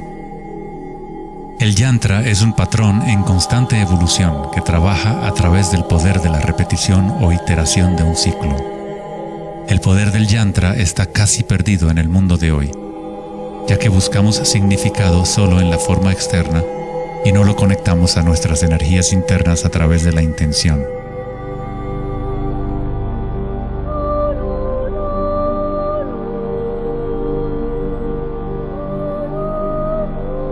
Hay una buena razón por la cual sacerdotes, monjes y yogis han sido tradicionalmente célibes. Hoy en día, apenas una fracción conoce la razón de su celibato, pues el verdadero propósito se ha perdido. En pocas palabras, si tu energía se va a consumir en producir más espermatozoides u óvulos, según sea el caso, no queda suficiente para impulsar la ascensión del Kundalini que activa los chakras superiores. El Kundalini es energía vital, la cual es también energía sexual. Cuando la conciencia se enfoca menos en deseos animales y se coloca en los objetos que reflejan los chakras superiores, esta energía fluye de regreso a la médula espinal ascendiendo hacia esos chakras. Muchas de las prácticas tántricas enseñan a dominar la energía sexual con el fin de poder utilizarla para una mayor evolución espiritual.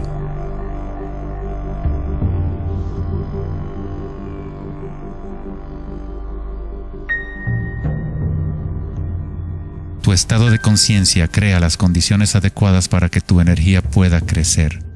Entrar en un estado de conciencia no requiere de tiempo. Como dice Eckhart Tolle, la conciencia y la presencia siempre suceden en el ahora. Si estás tratando de hacer que algo suceda, entonces estás creando resistencia hacia lo que es. Es la eliminación de toda resistencia lo que permite que la energía evolutiva se desarrolle. En la tradición yógica antigua, las posturas de yoga se han utilizado para preparar el cuerpo para la meditación. El Hatha Yoga nunca fue enseñado como un régimen de ejercicio, sino como una forma de conectar nuestro mundo interior y exterior. La palabra sánscrita Hatha proviene de las raíces Sol A y Luna Ta. En el Yoga Sutra original de Patanjali, el propósito de las 8 ramas del yoga es igual al noble sendero de 8 facetas del Buda, para la liberación del sufrimiento. Cuando las polaridades del mundo dual están en equilibrio, surge un tercer elemento. Nos encontramos con la misteriosa llave dorada que abre las fuerzas evolutivas de la naturaleza. Esta síntesis de los canales del Sol y la Luna es nuestra energía evolutiva.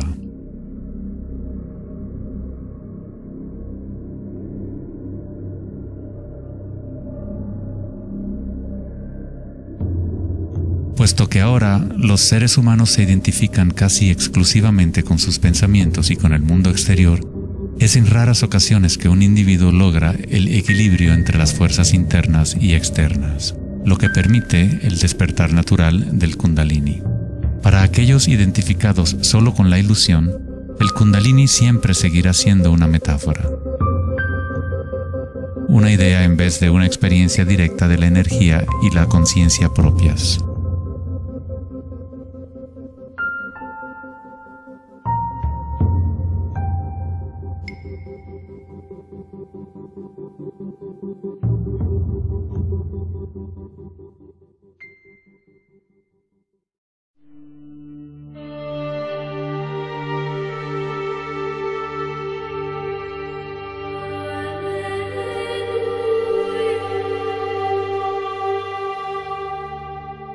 La vida, la libertad y la búsqueda de la felicidad.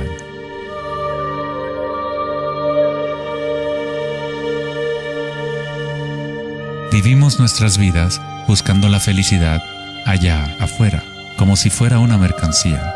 Nos hemos convertido en esclavos de nuestros propios deseos y anhelos.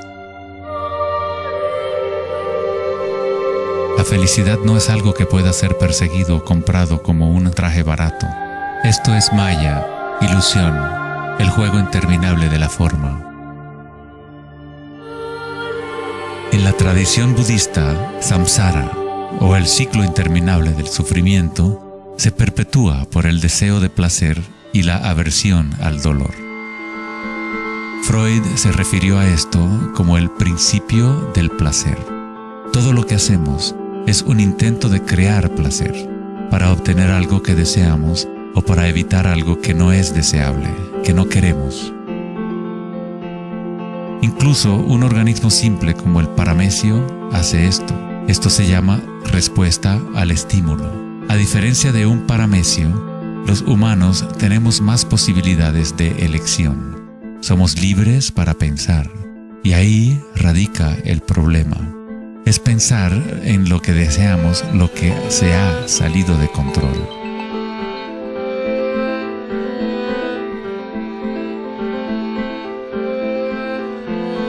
Safety systems armed. 10, 9, 8, 7, 6, 5, 4, 3, 2, 1, 0, and liftoff of Endeavour, going where east and west do meet at the International Space Station.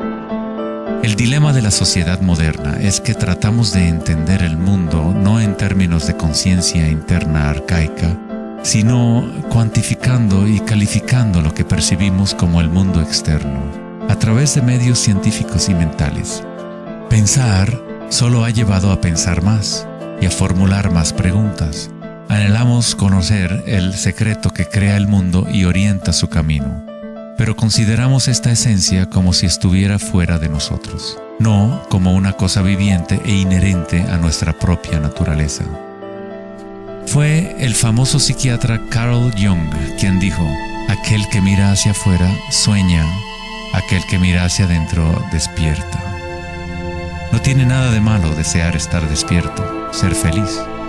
Lo que está mal es buscar la felicidad fuera cuando solo se puede encontrar en nuestro interior.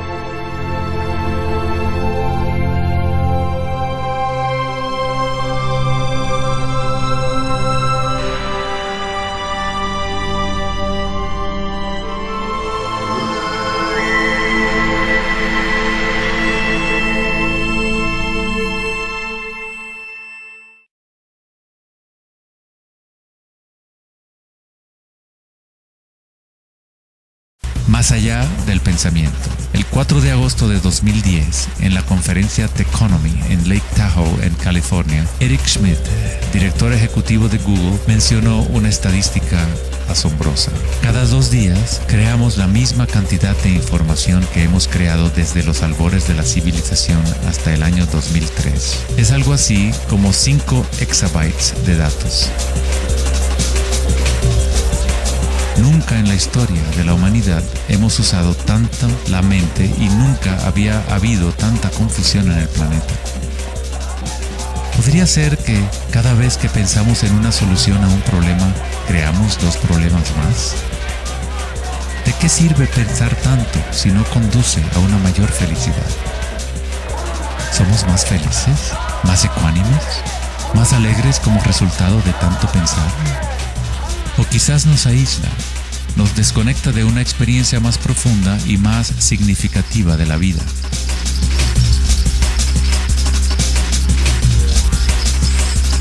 Pensar, actuar y hacer deben estar en equilibrio con el ser.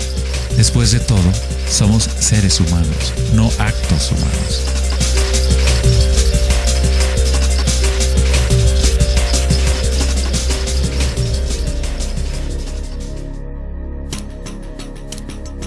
Queremos un cambio y queremos estabilidad al mismo tiempo. Nuestros corazones se han desconectado de la espiral de la vida, de la ley del cambio, mientras nuestras mentes pensantes nos conducen hacia la estabilidad, la seguridad y la pacificación de los sentidos. Con una fascinación morbosa, observamos asesinatos, tsunamis, terremotos y guerras. Constantemente tratamos de ocupar nuestra mente, llenándola de información. Programas de televisión transmitiendo de cada dispositivo imaginable, juegos y rompecabezas, mensajes de texto y todas las trivialidades posibles.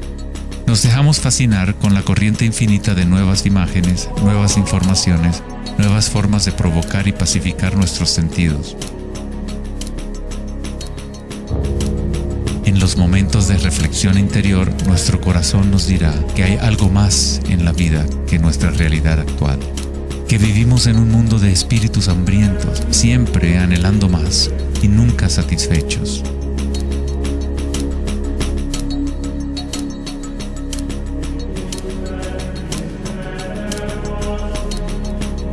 Hemos creado una vorágine de datos que vuelan alrededor del planeta para facilitar más pensamientos, más ideas sobre cómo arreglar el mundo, para solucionar los problemas que solo existen porque la mente los ha creado. Los pensamientos han creado todo el lío en el cual nos encontramos actualmente. Libramos guerras contra enfermedades, enemigos y problemas. La paradoja es que aquello que resistes, persiste. Cuanto más te resistes a algo, más se fortalece. Al igual que ejercitar un músculo, en realidad estás fortaleciendo aquello de lo cual justamente te quieres deshacer. Entonces, ¿cuál es la alternativa al pensamiento? ¿Qué otros mecanismos pueden utilizar los seres humanos para existir en este planeta?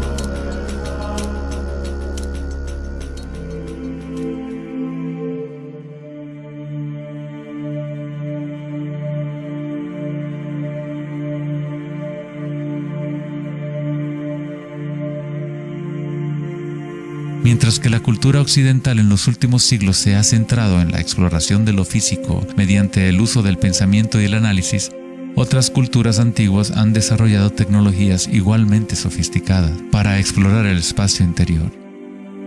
Es la pérdida de nuestra conexión con nuestro mundo interior lo que ha creado un desequilibrio en nuestro planeta. El antiguo inquilino, «Conócete a ti mismo», ha sido reemplazado por el deseo de experimentar en el mundo externo de la forma. Responder a la pregunta ¿quién soy? No es simplemente una cuestión de describir lo que está en tu tarjeta de presentación. En el budismo, no eres el contenido de tu conciencia. No eres apenas una colección de pensamientos o ideas, porque detrás de los pensamientos está aquel que está siendo testigo de los pensamientos.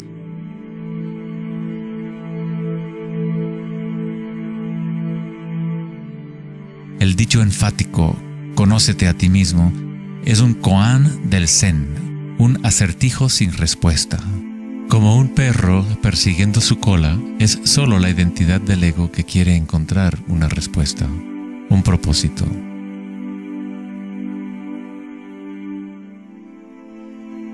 La verdad de lo que eres no necesita una respuesta, pues todas las preguntas fueron creadas por la mente egoica. No eres tu mente.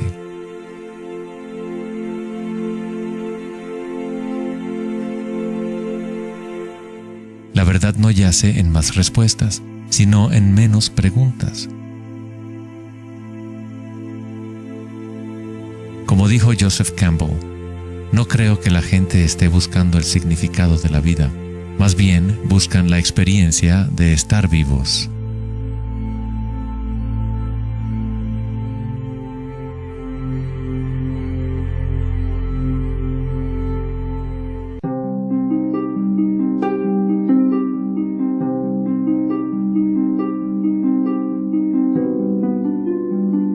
Cuando al Buda le preguntaron, ¿qué eres?, simplemente dijo, estoy despierto. ¿Qué quiere decir eso, estar despierto?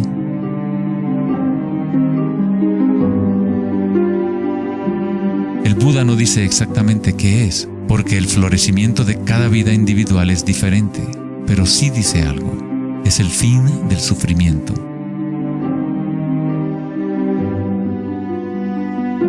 Toda tradición religiosa importante tiene un nombre para el estado de estar despierto: cielo, nirvana o moksha. Una mente en calma es todo lo que hace falta para comprender la naturaleza de la corriente. Todo lo demás ocurrirá una vez que tu mente esté en calma. En esta quietud, las energías internas despiertan y funcionan sin esfuerzo de tu parte. Como dicen los taoístas, el chi sigue a la conciencia. Al permanecer en calma, uno empieza a escuchar la sabiduría de las plantas y los animales, los quietos susurros de los sueños, y se aprende el sutil mecanismo por el cual los sueños se manifiestan en forma material. En el Tao Te Ching, este tipo de vida se llama Wei Bu Wei, hacer, no hacer. El Buda habló del camino intermedio como el sendero que conduce a la iluminación. Aristóteles escribió el justo medio, el punto medio entre dos extremos, como un sendero de belleza, sin demasiado esfuerzo ni tampoco muy poco. Yin y Yang en equilibrio perfecto.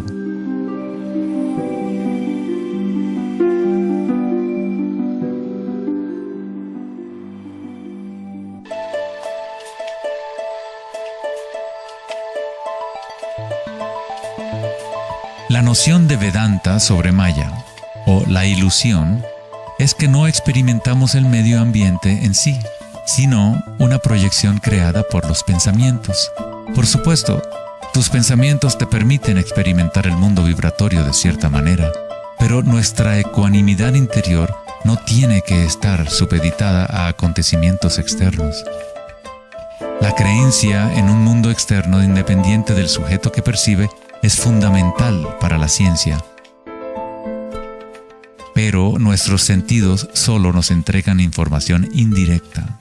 Nuestras nociones acerca de este mundo físico creado por nuestra mente están siempre filtradas por nuestros sentidos y, por lo tanto, siempre son incompletas. Hay un campo de vibraciones que subyace en todos los sentidos. Las personas con una condición llamada sinestesia a veces sienten este campo vibratorio de diferentes maneras. Los sinestésicos pueden ver los sonidos como colores o formas, o las cualidades asociadas de un sentido hacia otro. La sinestesia se refiere a una síntesis o amalgama de los sentidos. Los chakras y los sentidos son como un prisma que filtra una serie de vibraciones. Todas las cosas del universo están vibrando a diferentes velocidades y frecuencias. El ojo de Horus se compone de 6 símbolos. Cada uno representa uno de los sentidos. Al igual que el sistema védico antiguo, el pensamiento se considera un sentido.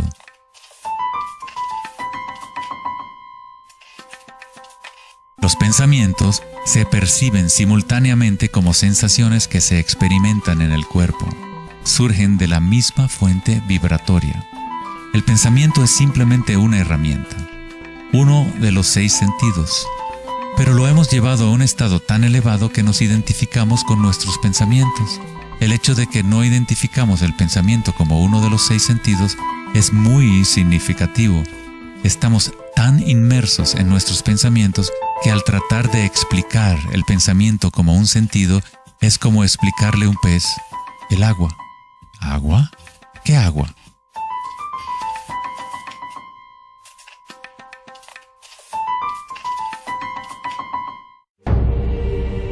En las Upanishads se dice, no lo que el ojo puede ver, sino mediante lo cual puede ver el ojo.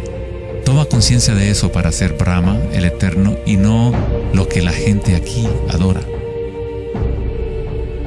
No lo que el oído puede escuchar, sino mediante lo cual puede escuchar el oído. Toma conciencia de eso para ser Brahma, el Eterno, y no lo que la gente aquí adora.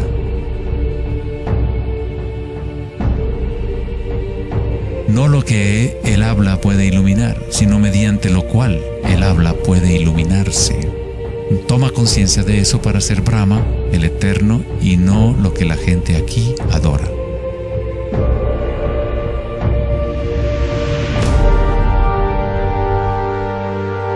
No lo que la mente puede pensar, sino por lo cual la mente puede pensar.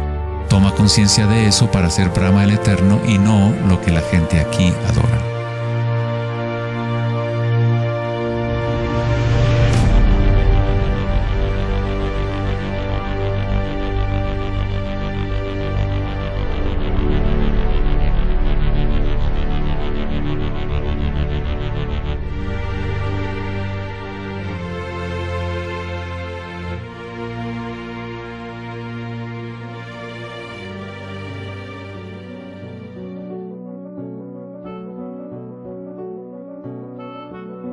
En la última década, grandes avances se han llevado a cabo en el ámbito de la investigación cerebral.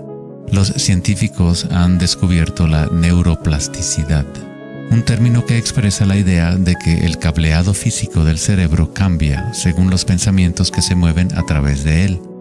Como expresó el psicólogo canadiense Donald Hebb, las neuronas que se ponen en marcha al mismo tiempo se conectan entre sí. Las neuronas se conectan al máximo cuando una persona entra a un estado de atención ininterrumpida. Lo que esto significa es que es posible dirigir tu propia experiencia subjetiva de la realidad.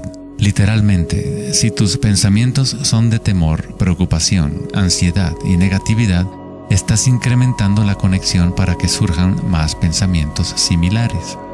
Si diriges tus pensamientos hacia el amor, la compasión, la gratitud y la alegría, creas la conexión para repetir esas experiencias. ¿Cómo hacerlo cuando estamos rodeados de violencia y sufrimiento? ¿No es esto una especie de engaño o vana ilusión?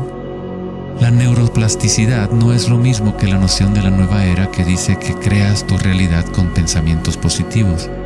En realidad es lo mismo que el Buda enseñó hace 2500 años. La meditación vipassana o la meditación introspectiva podría describirse como neuroplasticidad autodirigida. Aceptas tu realidad tal como es, como realmente es. Pero tú lo experimentas en el nivel raíz de la sensación, en el nivel vibratorio o energético, sin prejuicio o la influencia del pensamiento. A través de una intención ininterrumpida en el nivel raíz de la conciencia, se crea la conexión para una percepción completamente diferente a la realidad.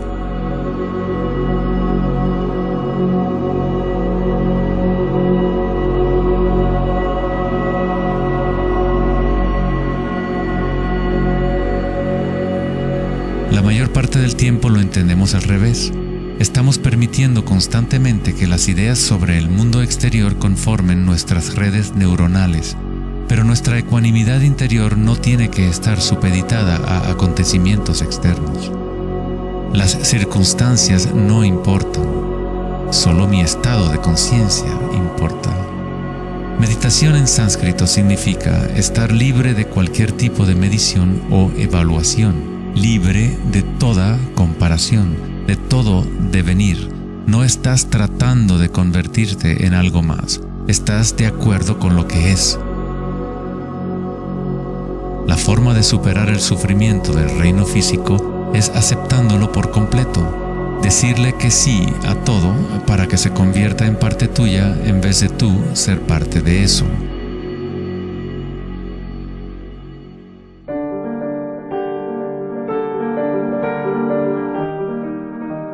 ¿Cómo se puede vivir de tal manera que la conciencia deje de estar en conflicto con su contenido?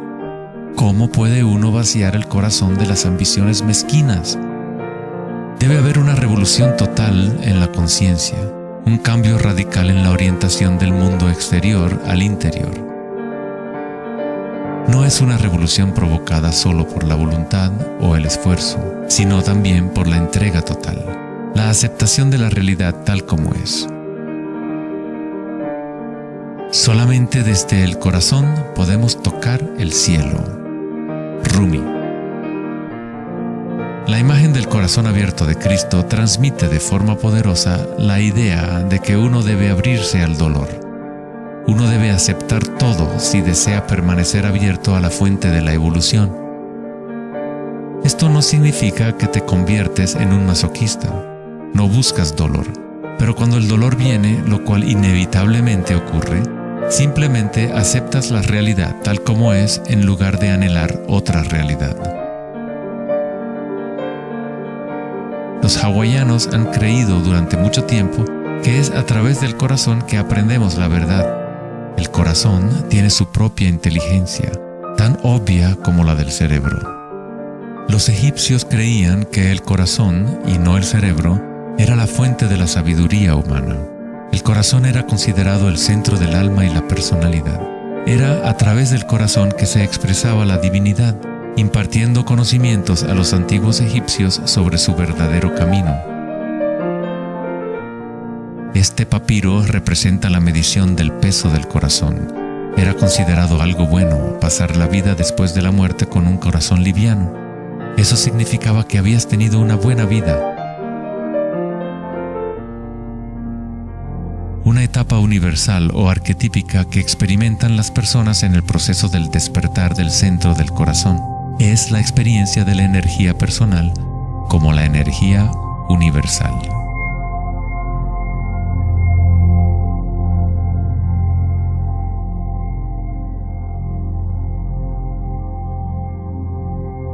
Cuando te permites sentir este amor, ser este amor, cuando conectas tu mundo interior con el mundo exterior, entonces todo es uno.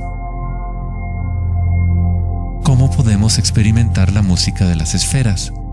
¿Cómo se abre el corazón?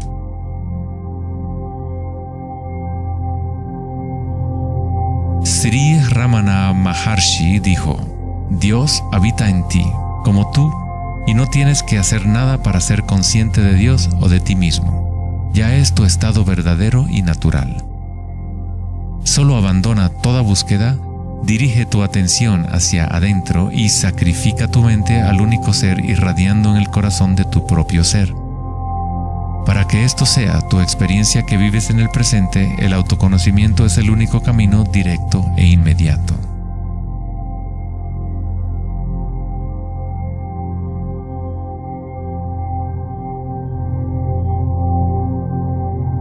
Cuando concilias y observas las sensaciones internas, tu vitalidad interior, estás observando en realidad el cambio. Esta fuerza del cambio es el surgimiento y la muerte que ocurren cuando la energía cambia de forma. El grado en que una persona ha evolucionado o alcanzado la iluminación es el grado en que uno ha adquirido la capacidad de adaptarse a cada momento o a transmutar la corriente de circunstancias humanas, siempre cambiantes, el dolor y el placer en gozo.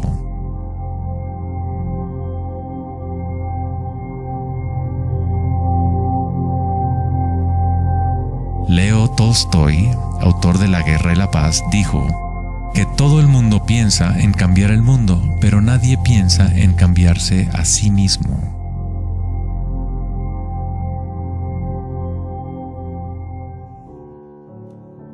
Darwin dijo que la característica más importante para la supervivencia de la especie no es la fuerza o la inteligencia, sino la capacidad de adaptación a los cambios.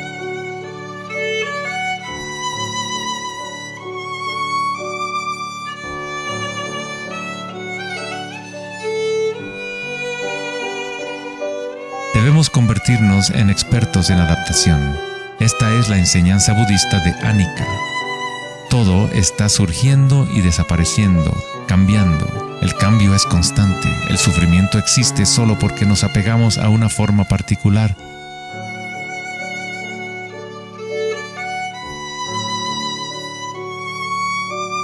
Cuando te conectas a la parte tuya que observa, con la comprensión de Anicca, el gozo surge en el corazón.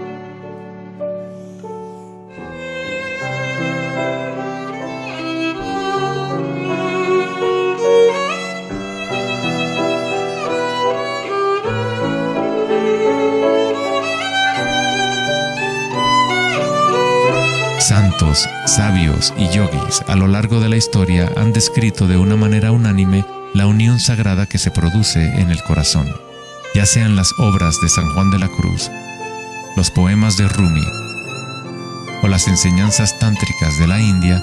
Todas estas enseñanzas diferentes tratan de expresar el misterio sutil del corazón. En el corazón, esta es la unión de Shiva y Shakti, la penetración masculina en la espiral de la vida y la entrega femenina al cambio. Atestiguar y aceptar de forma incondicional todo lo que es.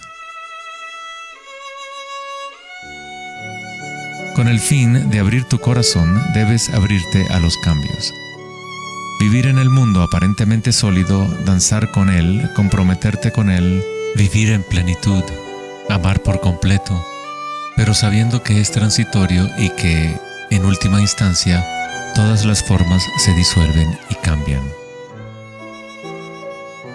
El gozo es la energía que responde a la calma. Surge al vaciar la conciencia de todo contenido.